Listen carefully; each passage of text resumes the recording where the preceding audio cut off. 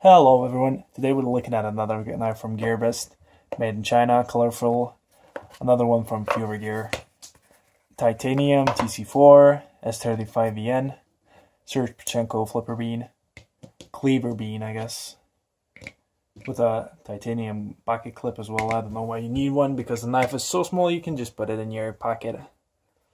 Comparison to the first one I got, it's a bit different.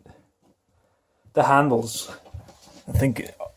Oh, actually the edge has some difference as well. You see the tips? This one's like grounded out. This one's just straight.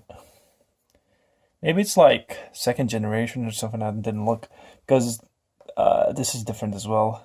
You can see where the D10 goes in. This is a non-locking knife, just a slip joint. This one's as well. I tried to make it easier to flip out, but I don't know. I'll probably just have to remove the clip again because I don't need it. It's just not useful. It's 35EN. B-Blast, I think. Cleaver. Serge Panchenko's logo. It's colorful because there's like red, yellow, blue colors. Nice and gold. Backspring, let's see how well it cuts. Yeah, it's sharp. It's sharp. It's a nice little knife. I just don't like the clip.